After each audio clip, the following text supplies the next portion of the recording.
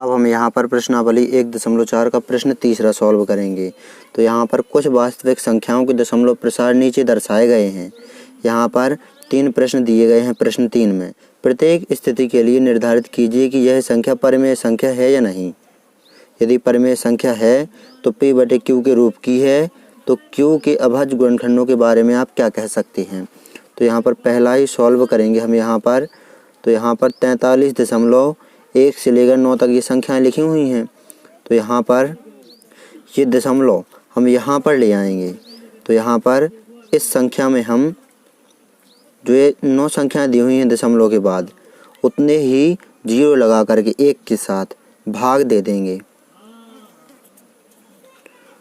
तो यहाँ पर 43.1 2 3 4 5 6 7 8 9 इस संख्या में हम देंगे भाग 1 के साथ 9 0 लगा करके। तो ये दशमलव यहाँ से यहाँ हट जाएगा। तो यहाँ पर ये दशमलव यहाँ पर आ जाएगा, यानी संख्या हो जाएगी 43 1 2 3 4 5 6 7 8 9 और बटे में ये संख्या 1 के साथ 9 0। तो इसको हम इस प्रकार लिख सकते हैं 10 के ऊपर 9 की घात। तो यहाँ पर ऊपर जो ये संख्या लिखी हुई है इसे हम ज्यों का त्यों उतार देंगे। बटे 10 को हम इस प्रकार लिख सकते हैं 2 गुणे 5 के ऊपर 9 की घात। इस प्रकार लिख सकते हैं। हम पिछले प्रश्नों में इस प्रकार करते भी आए हैं। तो यहाँ पर जो ये संख्या दी हुई है ये परिमेय संख्या है। यहाँ पर हमने P/Q के रूप में तो यहाँ पर दर्शा दिया। तो यहाँ पर लिख सकते हैं हम, अतः जो ये संख्या है 43.1 से लेकर 9 तक ये संख्या परिमेय संख्या है। अब यहाँ पर परिमेय संख्या तो P/Q के रूप में हम लिख सकते हैं, तो लिख दिया हमने ये बटे में। अब Q के अभाज्य गुणनखंडों के बारे में बताना है। तो यहाँ पर Q कहलाता है हर। तो यहाँ पर Q के अभाज्य गुणनखंड यहाँ पर देखेंगे 2 व 5 के रूप में है। तो यही हमें बताना था, Q के अभाज्य गुणनखंड 2 व 5 के रूप में है। 2 व 5 इस प्रकार होता है, फॉर्मूला होता है Q के अभाज्य गुणनखंड 2m × 5n के रूप में है। तो दशमलव प्रसार शांत है और परिमेय संख्या है, इस प्रकार। तो ये हमने पहला सॉल्व कर लिया। अब हम यहाँ पर दूसरा देखेंगे।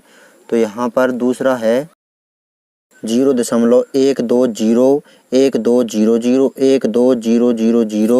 120000 डैश डैश डैश इस प्रकार आगे संख्या बढ़ती जाती है। ये संख्या है अशांत और अनावृति। इसकी आवृत्ति रुक ही नहीं रही है, बढ़ता ही जा रहा है। तो ये दूसरा वाला है अशांत और अनावृति। तो जो अशांत और अनावृति होता है वो परिमेय संख्या नहीं होता है, अपरिमेय संख्या होता है। तो हम अपरिमेय संख्या को P/Q की फॉर्म में लिख नहीं सकते। तो ये है दूसरा, इसकी आवृत्ति रुक ही नहीं रही है। तो ये अशांत है और अनावृति है। अशांत होती है अपरिमेय संख्या, और अपरिमेय संख्या को हम P/Q के रूप में नहीं लिख सकते। तो ये दूसरा है। अब हम यहाँ पर तीसरा देखेंगे। तो यहाँ पर जो ये संख्या दी हुई है यह हमें बताना है यह परिमेय संख्या है या नहीं। यदि परिमेय संख्या है तो P/Q के रूप में लिखिए और Q के अभाज्य गुणनखंडों के बारे में कुछ बताइए। तो यहाँ पर देखेंगे हम, जो ये बार लगी हुई है इसका मतलब है दशमलव के बाद जो ये संख्याएं हैं 1 से 9 तक, इनकी बार बार आवृत्ति हो रही है। जो ये संख्या दी हुई है इसे हम मान लेते हैं, माना x बराबर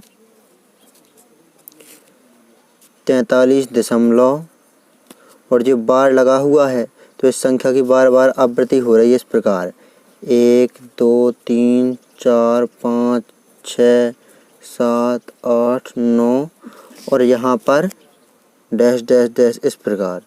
यही संख्या बार बार आ रही है 1 से 9 तक। फिर यहाँ से शुरू होगी 1 से 9 तक, फिर 1 से 9 तक, फिर 1 से 9 तक इस प्रकार। तो यहाँ पर इसे दे देते हैं हम शर्त 1 नाम, इसे समीकरण 1 दे देते हैं नाम। अब हम यहाँ पर दोनों ओर दशमलव के बाद कितनी संख्याएं हैं, 9 संख्याओं तक है यहाँ पर ये संख्याएं दी हुई हैं। तो यहाँ पर अब हम 1 के साथ 9 0 इस संख्या का दोनों ओर गुणा कर देते हैं। तो इसका हम दोनों ओर गुणा कर देते हैं।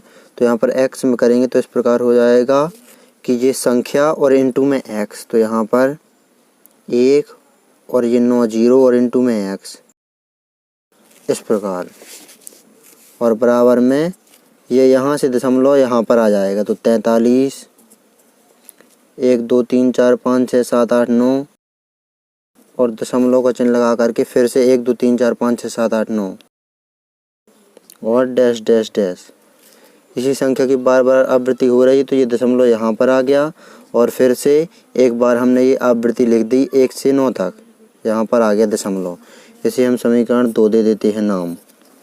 अब हम यहाँ पर समीकरण 2 में से समीकरण 1 को घटा देते हैं। तो यहाँ पर पहले हम ये समीकरण 2 लिख लेते हैं पूरा।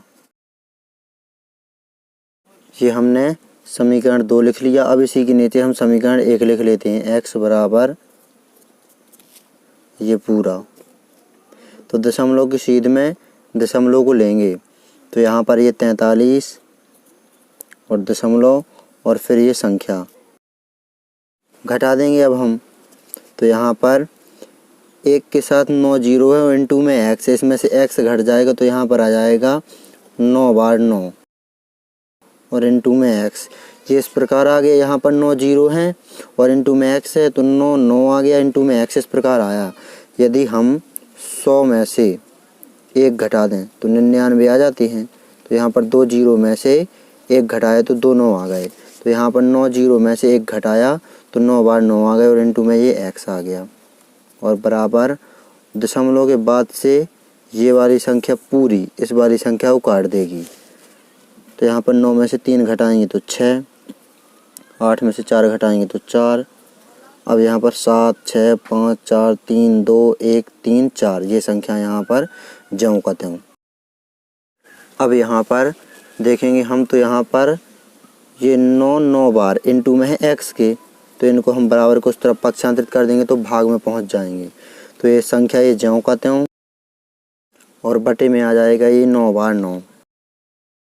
तो यहाँ पर हमने जो संख्या दी हुई थी प्रश्न तीसरे में, ये इसे हमने p बटे q के रूप में तो लिख दिया, यहाँ पर p बटे q के रूप में तो बदल दिया। तो ये यहाँ पर परिमेय संख्या है। अतः जो 43.1 2 3 4 5 6 7 8 9 इन सभी के ऊपर बार ये परिमेय संख्या है। और परिमेय संख्या को हमने p बटे q के रूप में तो लिख दिया, लेकिन q के अभाज्य गुणनखंडों के बारे में बताना है। तो q के अभाज्य गुणनखंड 2 व 5 के रूप में नहीं हैं। यहाँ पर कहाँ है? यदि यहाँ पर इस प्रकार होता 1 के साथ ही जीरो होते यहाँ पर साथ में, तो उसको हम 2 व 5 के रूप में लिख सकते थे, लेकिन इसे हम 2 व 5 के रूप में लिख नहीं सकते हैं। तो यहाँ पर परिमेय संख्या का जो q है इसके अभाज्य गुणनखंड 2 व 5 के रूप में नहीं है। तो ये है हमारा प्रश्न तीसरे के तीसरे का आंसर। इस प्रकार आपको इस प्रश्न को अच्छी तरह से सॉल्व कर लेना है। परीक्षा की दृष्टि से महत्वपूर्ण प्रश्न है।